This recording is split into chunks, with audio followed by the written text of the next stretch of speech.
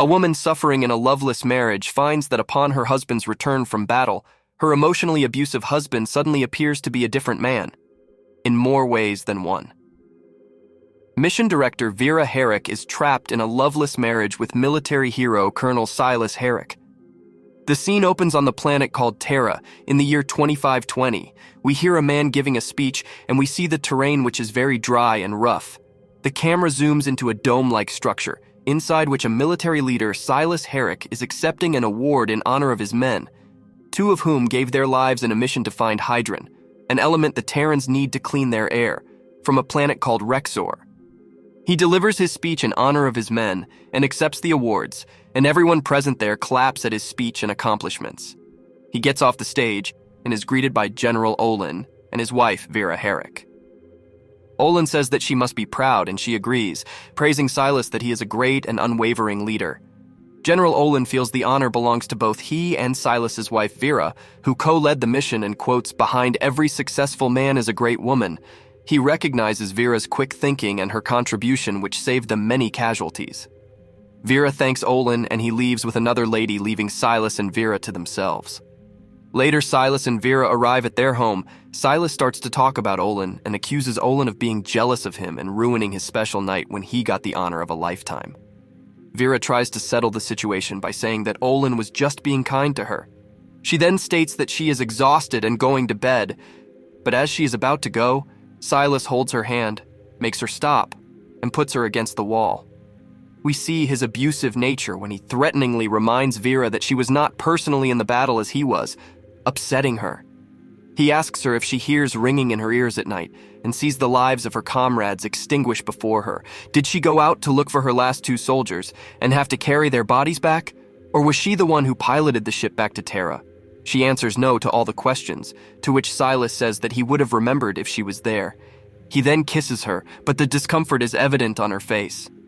Silas gets into a room and Vera heads to the bedroom where she puts on a breathing mask and lies in the bed, breathing heavily. The next morning, Vera is in the kitchen when Silas arrives there. Vera asks him why he is up early. That's when Vera receives a message, and Silas asks what it is. She tells him that General Olin has called an emergency meeting because, in their current atmospheric condition, they have less than 5 months of air reserves. Silas comments that they will have to return to Rexor. Vera and Silas disagree about removing hydrogen from planet Rexor. Vera says that they should harvest resources from a planet without inhabitants, and that the inhabitants of Rexor will naturally try to defend their planet. Silas disagrees, stating that those are vicious creatures with no moral compass, emotionless, and are nothing like us humans. Vera feels that the inhabitants of Rexor are intelligent, and by taking their resources, they are dooming them to the same fate that is impending the people of Terra. She believes their actions will start a war. Silas says that he is willing to die on Rexor for the sake of completing the mission. Silas leaves after saying this. Later in the meeting, Olin says that they are moving the timeline up and speeding up the invasion and harvesting for the element. Vera again tries to argue that they should at least try to negotiate and find a way to share the resource. But Silas acts out, stating this resource is necessary for them and they should act before the Rexorians could mobilize.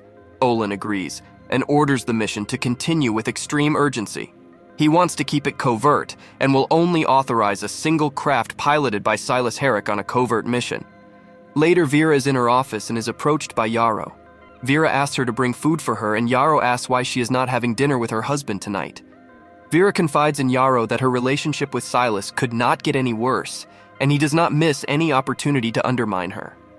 Vera arrives home and goes to talk to Silas, but he is busy and does not give her time, so she returns to her room. She opens her wardrobe and admires the sexy black dress she has. Vera leaves her home wearing a breathing mask and walks through a violent underground area called the Maze. She reaches an upscale brothel. She takes off her hoodie to reveal that she is wearing that black dress. She is taken to an area where she sees many people boldly having fun. She arrives at a transparent glass room and sees a man and a woman getting frisky, and she joins them, if you know what I mean. The next morning, Vera is jogging in her augmented reality room on the treadmill in front of a screen that shows a scenic view of a lush jungle, when Silas arrives and announces he is leaving to commence the mission. Silas leaves and Vera closes the door and continues her exercise. We then see Vera overseeing the launch. Before going into the room, she records a message for Silas informing him that she will oversee the launch and tells him to be careful. Silas and his team are boarding the ship when he receives the message, only hears half of it, and closes it. From a window, Vera sees the ship leaving. Later, while at her home, Vera goes into a glass room where there are many plants inside small glass bowls. She stands in the sunlight and enjoys it. Later, while she is exercising, she is called into a control center where they are tracking a battle Silas and his team have entered into. Silas and his team are surrounded, and they have filled the ship with hydrogen to the full capacity. They are planning to use a warhead. Vera asks if the ship will survive, and Yarrow tells her that they can engage the autopilot and launch before detonation, but this way the crew will not survive. Olin states that securing the hydrogen is important and activates a warhead. The crew tries to get on the ship but fails, and the warhead detonates and eliminates the natives, but secures the safe return of the ship, which is fully loaded with hydrogen. All the Terrans on the mission are seemingly killed, including Silas. Afterwards, Vera is at home, and she is sitting there wearing a breathing mask and is not looking good. She feels untethered without Silas. The next day when she goes to work, she's approached by Yarrow. She comments that they were not expecting Vera to show up to work today. Vera tells Yarrow that she was so used to her life revolving around Silas that now he is gone, she feels untethered and guilty. Yarrow tells her to not blame herself as she was against the mission from the start. She tells her that Terra needs her and she will have to fight. They need an aggressive plan of action and Vera will have to make it. That's what Silas would have wanted as well. Vera returns home and looks at a picture of her and Silas. She waters her plants and is sitting in the lounge wandering in her thoughts when she gets a call from Yarrow. Yarrow tells her that the ship is detected re-entering Terran orbit on autopilot full with hydrogen. Vera asks how it is possible, and if the ship is unmanned, Yarrow answers that they have detected 2 life forms on board. One of them is Silas, but they don't know what condition he is in. Vera goes to meet Silas. She bumps into Olin, who praises Silas and tells her that he is in the hospital, but is relatively uninjured and managed to speak a little. He says that he wants to come home. Silas is lying in bed shivering when Vera gets in the room. She wants to call the doctor after seeing Silas like this, but he refuses and holds her hand. She sits down next to him and tells him that everything will be fine. Later, Olin and some other officials arrive there and they question Silas. Olin asks if any Rexorian tried to get on board the ship. Silas replies that they tried, but the ship was secure. They ask if he remembers anything else. Silas reports that he recalls pulling one of his men onto the ship and learns from Yarrow that it was Private Matthews. When Yarrow asks him about any specifics relating to his journey home, he says that he doesn't remember much of the fight, as he must have blacked out. Vera tells the official that it is enough questioning and asks them to let Silas rest. Olin asks him if the combat was outside the craft totally, and he says yes. Olin then tells him to be well and leaves. Later, Silas tells Vera how beautiful she is. The following days, he continues to treat her lovingly and with respect that previously wasn't seen from his side. Recovered footage from the battle suggests that Silas's account of the battle may not be entirely accurate. 2 Rexorians came aboard the ship. Vera asks Silas what happened on Rexor, but he does not answer directly and is being evasive. Silas makes Vera breakfast, and she suggests he should talk to a psychologist. He seems agreeable. She tries to leave, but Silas insists she have 1 bite of breakfast, symbolizing his significant change since she last saw him. Yarrow warns Vera that Rexorians are dangerous, and if there was any chance that they infected her husband, she should be careful. She returns home, and Silas appears upset that she missed dinner.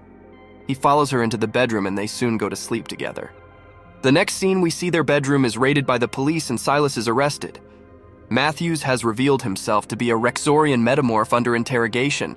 Silas is also interrogated but denies being a metamorph and appears to remember things only Silas could remember. A trial ensues during which Vera testifies that Silas is not a metamorph. Yarrow testifies that Vera had been knowingly harboring the Rexorian metamorph, a treasonous crime that carries a death sentence. Obviously, this isn't true, and Vera has only recently started to suspect that Silas may not be himself because of how he had treated her recently, but she still maintains that she does not believe Silas is a metamorph. Silas asks to testify and defend himself. He takes the stand and says he has changed, but he is still Silas. But in a sudden change of heart, he agrees to confess to being Rexorian in exchange for Vera's immunity, to which the court agrees. Just before the verdict can be served, Vera asks to address the court. In her speech towards the judge, she explained how Silas cannot be Rexorian because he offered his own life to save another. which is not a common thing to be believed a Rexorian will do, to which the court agreed, allowing this legal paradox to set him free. This willingness to love and sacrifice is the truest test that he is human. After Silas is exonerated, in the final scene, we see Vera and Silas look each other deeply in the eyes as she asks him to tell her his real name. He says she couldn't pronounce it, thus admitting that he is Rexorian. And that's all for today, guys. Please like this video and subscribe to Recap Nest for more stories like this. Check these 2 videos out if you want to binge on some sci-fi recaps.